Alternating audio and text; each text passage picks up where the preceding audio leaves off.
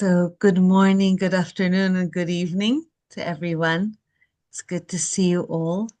This is our last study session for this Hebrew year. Hopefully we will get together again after the Chagim. And our subject today is on Sfirat Omer.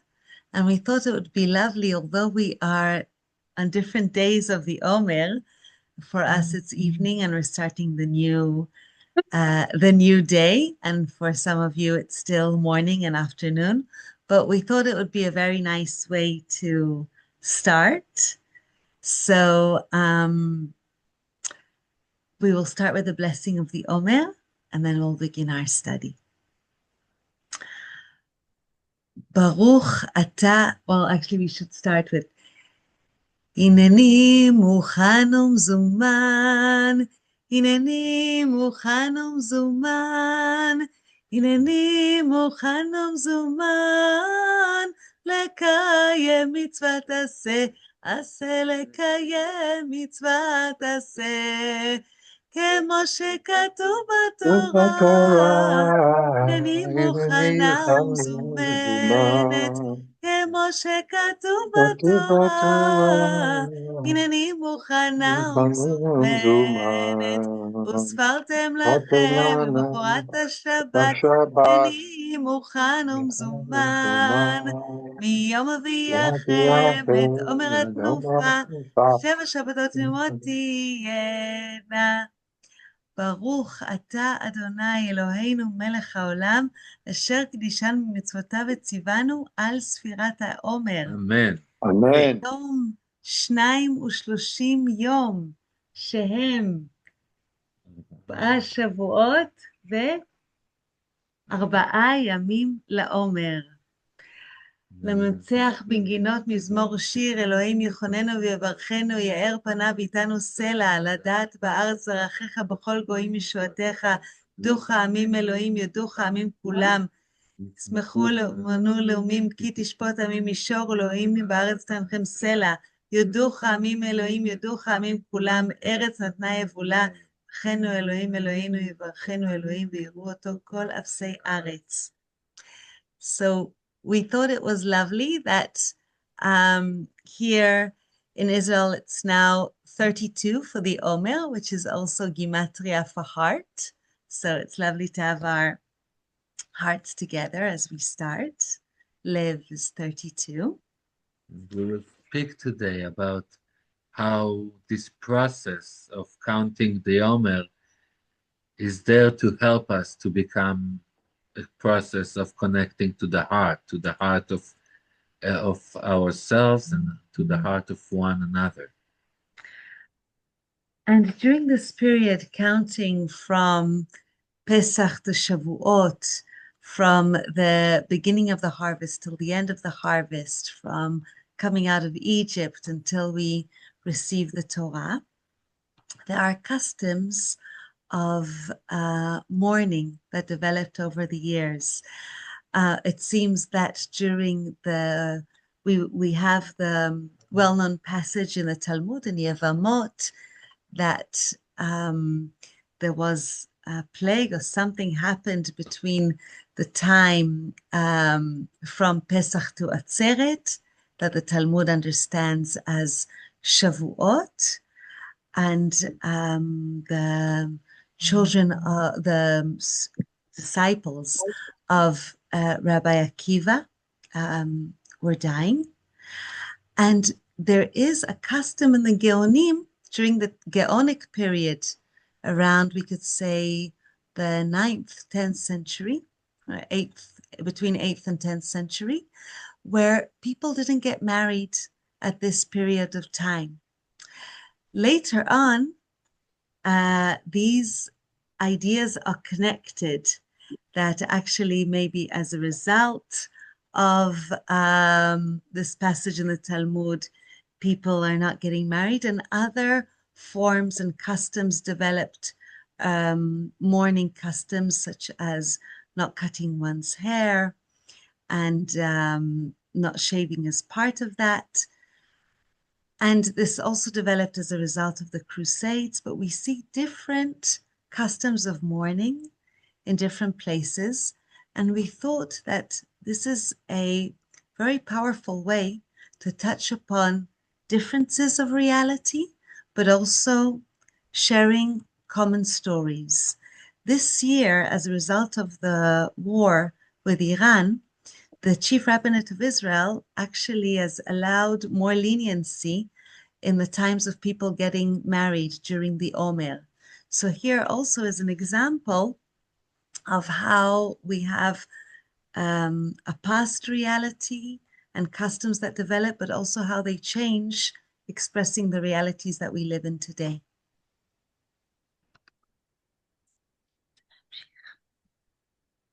Yeah, so if we will dive back into the Talmud and really look at those two different parts. The first one is about the story of Rabbi Akiva, which we know from Talmudic time, and the second part is from the Geonic time, that we know that there is a custom about these days, and only later on in the Shulchan Aruch and in the Rishonim period we can see how they came together. So we will start with the Talmud, because this became the excuse, this became the explanation for why are we mourning. And I'm reading, it's here in the shared screen. Rabbi Akiva had 12,000 pairs of students in an area of land that is stretched from Gevat to Antipatris in Judea, from the north to the south. And they all died in one period of time because they did not treat each other with respect. And later on in the same page, it says, with regards to the 12,000 pairs of Rabbi Akiva's students, the Gemara adds, it is taught that all of them died in the period from Pesach to Shavuot. So the Talmud here is not only telling us about this engraving tragedy of thousands of people from the same home, from the same school, dying in a terrible era. It is also telling us why it happened, and why it happened, because they did not treat each other with respect. And here I want to emphasize one thing, and it is that we have something kind of similar when we are speaking about the mourning of the 3 weeks and the destruction of Jerusalem, where we are saying that it is about the destruction of Jerusalem, but why Jerusalem was destroyed? Because of the hate that they had between each other. So Sinat Chinam, the Sinat Chinam, the hate and the baseless hate that they had for one another. But it's interesting here that they are not speaking about hate. They are not hating each other, but they are not appreciating one another. And it is, I think this is the reason why it is so important to really participate in this minhag, to participate in this costume, because we are speaking here not about an enemy, not about becoming in fight between one another, but it's about not being able to partner with one another, because if we want partnership, we need to respect, to create a society that is built on respect, and this is why, although they didn't respect each other all around the year, they all died between Pesach and Shavuot in the time of the Omer to tell us that this is a time in which we need to develop a process within ourselves, how to respect one another. And what does it mean that they didn't respect one another?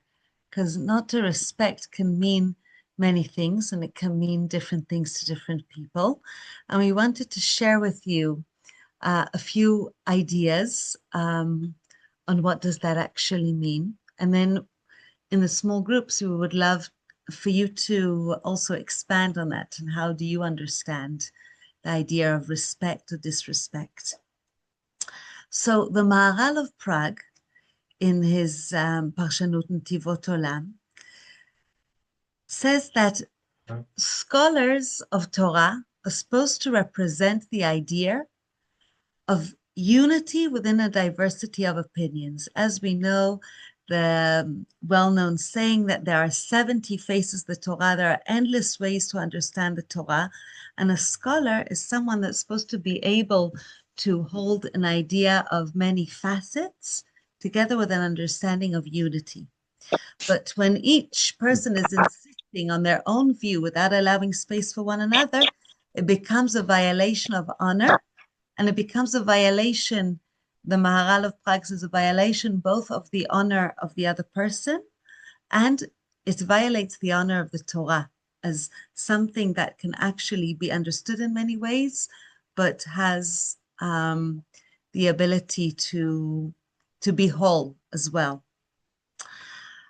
Rabbi Abraham Isaac Cook, the father, Rabbi Cook, he elaborates on this idea.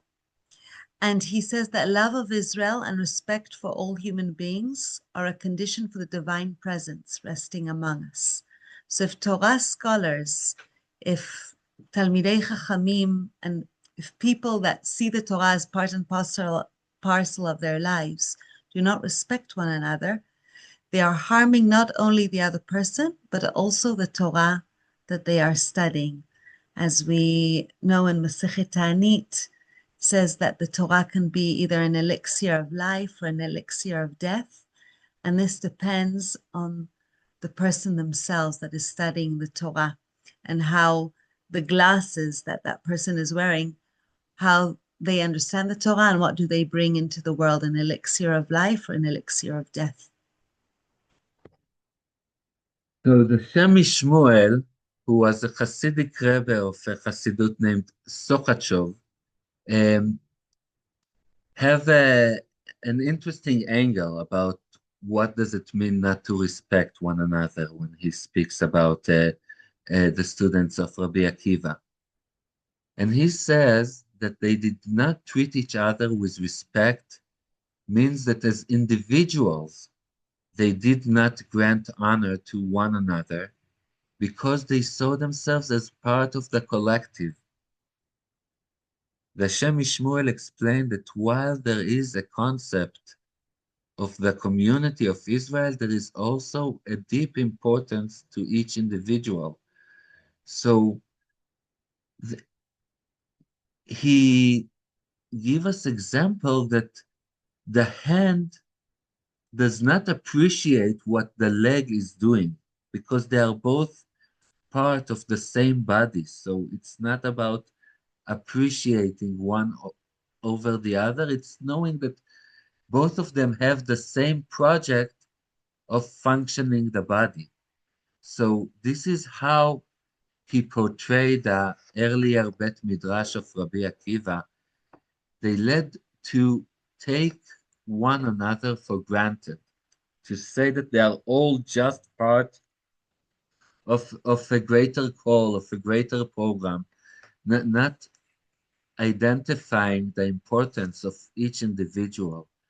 And therefore, we are learning from what happened to them that we need to understand and to listen not only to the great voices, to the great narrative, but also to the small individuals, to meet each other personally, and to know that even if we are working for some sort of a grand design, we cannot do so unless we involve one another. Unless we respect each individual that make up the collective. Can't just be a respect for the collective, but there has to be the respect for each individual and their difference of opinion. Yeah, and I will say that it is really not so easy if we are speaking about it, about respecting one another, respecting people that really neglect your values, your opinions, respecting people that that that are fighting you on a political matter. But you do understand that you won't be able to change unless you will be able to see them not only as a great design, but also as people, and to create mutual respect with them as people. And we see both here in Israel and in the United States how polarized our society can become, and it become even difficult to create a direct conversation, and so when we are speaking about the students of Rabbi Akiva that were not able to develop respect to one another, it should really speak to our language living in the world of 2026, because we need to develop those bridges. We need to learn how to say something, how to see the other as individuals. It is not something small. And so we would like to now divide into small groups so that we can share personally and that you can all share ideas with one another. I also want to share that Rabbi Borodin has a weekend with the families, and so she was not able, or It's a family camp a in family her, camp synagogue. in her synagogue. But just to let you all know that we prepared this session together. And is Jay on the call? Yeah, Rabbi. Yes. So Rabbi Jay will be joining us. Oh, he's with us. Yes, on the call. Yeah. Wonderful. Oh, hello, Rabbi Kornsgold. I've been here. Lovely to have you with learning. us. Sorry, I didn't Pleasure see to you be here. there. No worries. Yeah. So you want to introduce the question? Okay. So as we divide into small groups, we would like for you to share with one another two questions. One, can respect be rebuilt when there is anger, disappointment, or deep disagreement? Stuff after there's already some pain and some difficulty, can respect be rebuilt? And also, what makes respect possible even when there is disagreement? And maybe it makes more sense to ask these questions in reverse. What makes respect possible even when there is disagreement? And can respect be rebuilt when there is anger, disappointment, or deep disagreement? And we will have 23 minutes for the discussion, and then we will come back to discuss it all together. See you soon. Is it possible to put the questions in the chat? Yeah, Absolutely. we will send the questions in Great. the chat right Terrific. now. Perfect. Thank you. Thank you.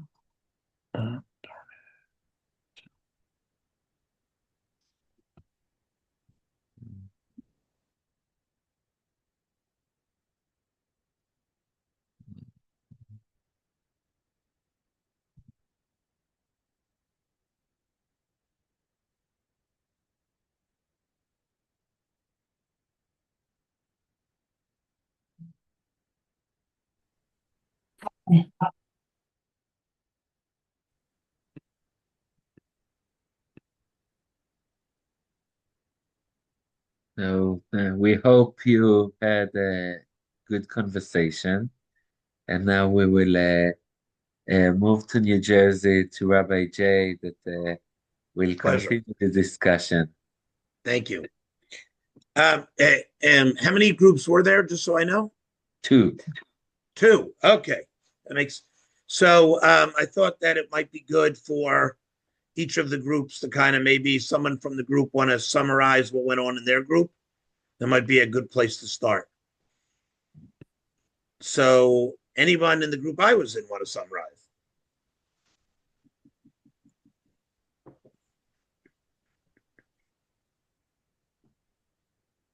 Somebody. Well, you have to, we decided that Thank you, Jody.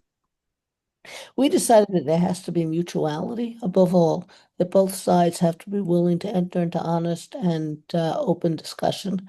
There needs to be open hearts and a willingness to hear the other person's point of view. Yeah,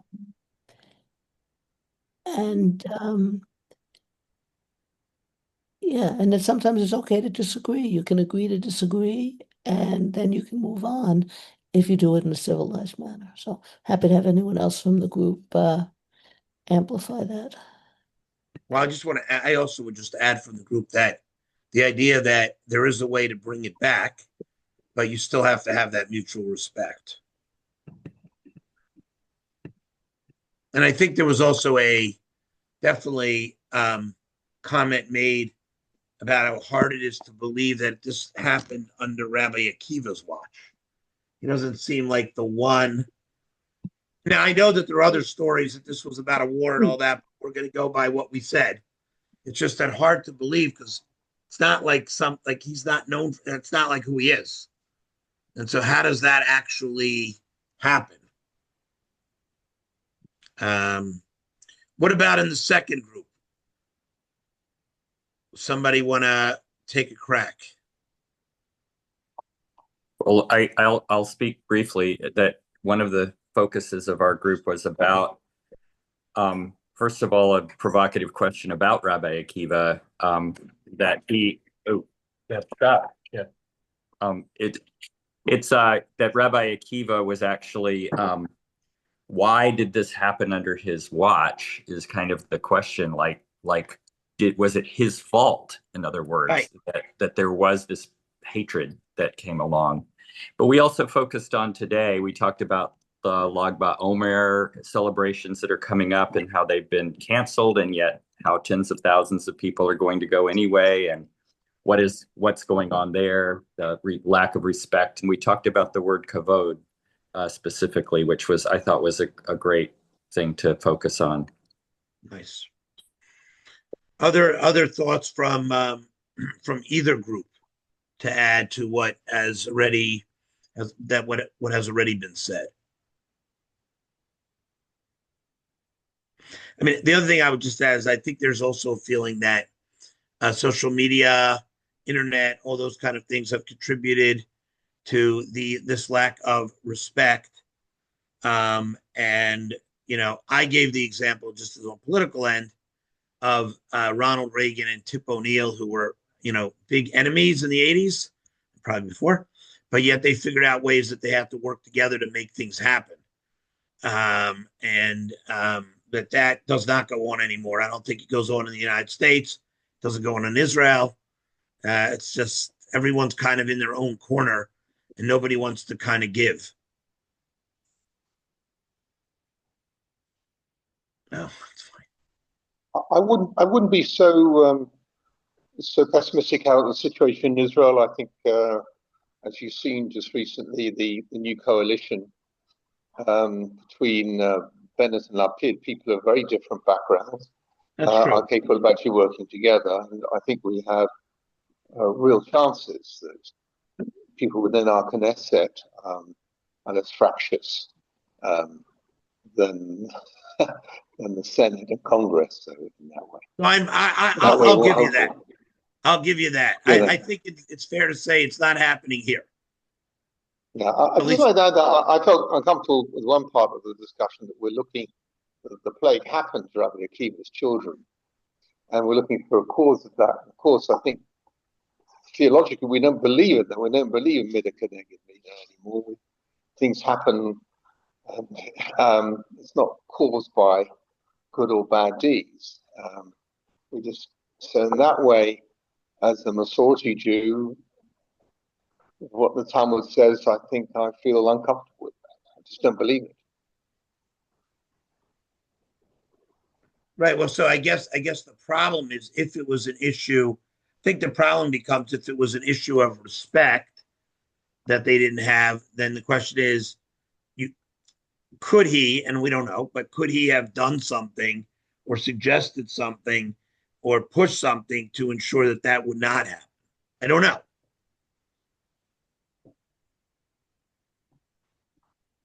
Well, the whole discussion actually is problematic for us because we don't believe that that's possible. Right. We just don't believe it. So the whole basis of that discussion, we don't believe that you can stop plagues by being good or being bad. I was just reading a book about the Black Death. It blamed it on the Jews. I mean, it's the same kind of nonsense. So we don't. It's just not something. No, correct. It's a parable. It's a parable. I don't think we can learn much from it anymore. I think that though, sometimes you have to look inwardly. I think that's the lesson. In other words, not so much that they were punished, but sometimes we have to look as a society inwardly at our own behavior and the way we are going about things. And I think, and there's a tendency to blame the other guy or the enemy, and I think one of the great chidushim in a way of the rabbis was that they looked internally and for the reasons. So not so much punishment. It's not really a punishment. It's simply the way our behavior was conducive to destruction and to death, and I think that there's something in that. I also want to say that we all demand respect. That's, I think, a lot of ways in our societies in this age, people want respect and they demand it, and they see themselves as primary, but it's like when you're on the road. I once got 2 speeding tickets within a month in exactly the same place. Oh, and wow, boy, am I dumb. But when I went to the course where they reteach you how to drive, the teacher, one of the things he said was, right of way is something you give. It's not something you take. And I think that kavod is a little like that too. Like, you when you give someone an honor in shul, or when you invite them to your home, and or when you sponsor a kiddush, the word is lechaved. You're respecting, you're honoring them, and I think that's really, really important. That it's something.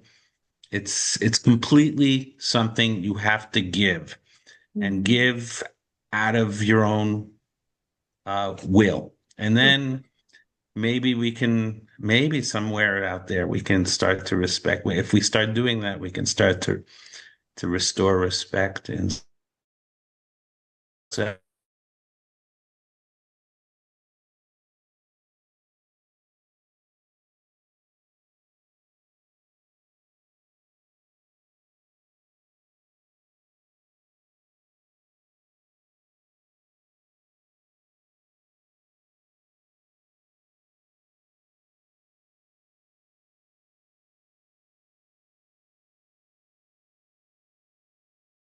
any kind of validity, then no one else is going to respect me either.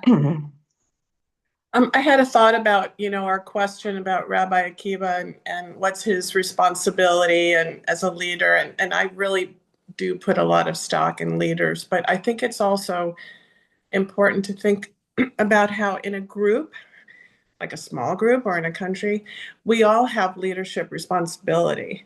And leadership is related to serving. I'm thinking about what you said, Eitan. It is a giving and a serving. And so the question of like everybody's responsibility and everybody's leadership or non-leadership in a catastrophe, I think is a good question.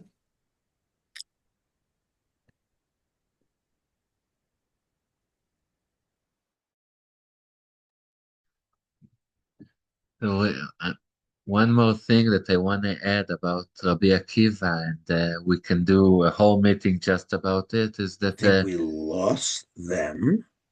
can Oh, you I hear know, they're us? back. They're back. They're back. Yeah. Can you hear us? Yep, you're good now. Good. So I think catching up on the question about Rabbi Akiva and how did it happen to him, specifically to him. So going into our last passage, I will just offer one more perspective that it is also a story of a second chance. That maybe in his first attempt he really didn't know what he was doing. But this is why Lag BaOmer is so important, because it can be like the other side of the same coin. Suddenly, instead of seeing each student as an island for himself, as someone that cannot communicate and cannot connect, suddenly we are getting to the story of Rashbi, the main character of the book of the Zohar. And we know that the main part of the Zohar is the Idra, in which they are speaking about Rashbi, Rabbi Shimon, as not only one person, but one of a group of friends. He did it with friends, and when he got to his last moments, he didn't did it by himself. He did it with his friends, that they were his allies. And the main theme is saying that because he was able to restore such friendship, we know that his spirit is remaining. So there is a second chance, and the second chance is to speak about friendship. And in this, I want to thank you all for joining our studies through this Hebrew year and really connecting to one another across the seas. And in that, we said so much of it is to see the person who's before us, and we live in similar realities and different realities, just as the customs around this period of time come together in a common story, but express themselves differently. And although we are, as we said, both dealing in a polarized society, also the expressions of it are different, and how amazing it is that we have the Zoom and ways to connect. I want to also thank Rabbi Jay so much, and Rabbi Jill, for the opportunity to come together as rabbis, as communities, and to build our people. Thank both of you. Thank you. And to build our people and to build these connections, because we know that we are stronger together and deeper together with the differences that we have. And we're going to end with a song of Shalom Chanoch, which is called Adam Nish'ar Adam, Al Tikra Li Am. A human remains a human, so don't call me a nation. Now, there is something a bit provocative about that, but we decided to bring it because although, of course, community and peoplehood is important to us, and it's also part of the values of us coming together, in this story and what we saw of the reasons brought for what does it mean to disrespect? It means to forget the person, the actual human being that is in front of you. And in the clip that you'll see of this song, you see the different streets in Israel, different parts of society. And we know that, people look different, and we have our own stereotypes. And this song tries to touch on the stereotypes, but also to touch upon the values that we hold of seeing each and every person and every person created in the image of God. And sometimes more than fearing God, we fear one another, and hopefully through seeing one another, we can build these bridges. And wishing you all a good week and a good summer, and looking forward to continue our connections in the next Hebrew year.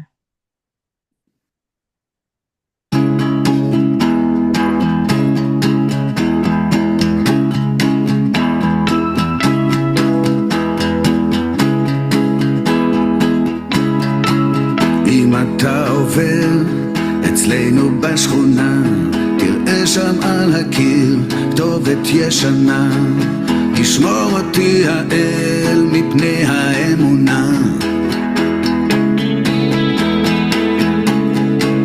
אין שום עם סגולה, יש רק יחידים, לא כולם טיפשים, לא כולם מודים. אלה יהודים ואלה יהודים. אדם נשאר אדם, אל תקרא לי, אל תקרא לי עם. אדם נשאר אדם, אל תקרא לי עם, אל תקרא לי עם. אותה גלות גם פה, לשווא אני עובר, כמה עוד גולני מול מתאבד בודד, לא מאלוהים, ממך אני חרד. שוב אתה רוכב כשנשפך פה דם, שוב אתה חושב שאתה חכם, אם לא שמת לב גם אני קיים. מה יש לי איתך, מה יש לי איתם? אדם נשאר אדם, אל תקרא לי, אל תקרא לי עם. אדם נשאר אדם, אל תקרא לי עם, אל תקרא לי עם.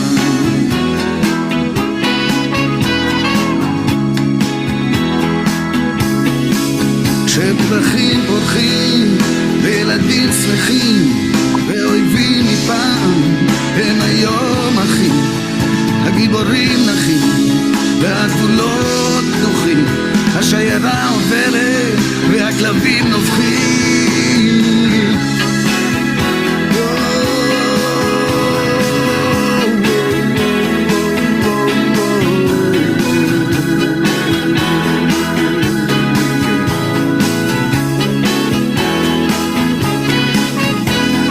אדם נשאר אדם, אל תקרא לי, אל תקרא לי עם. אדם נשאר אדם, אל תקרא לי עם, אל תקרא לי עם.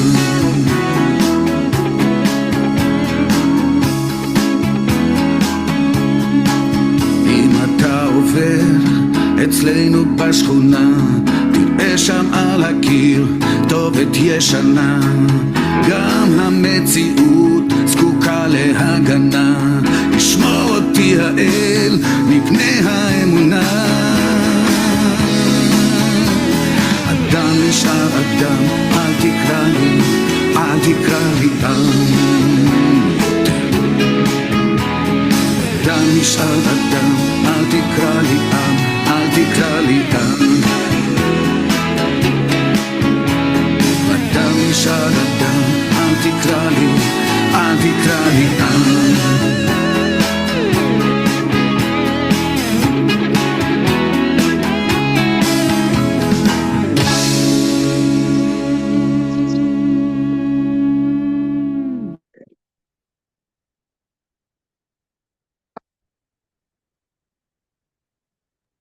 תודה to the rabbis. Yeah, thank שבוע you. ממש, it טוב. was ממש טוב.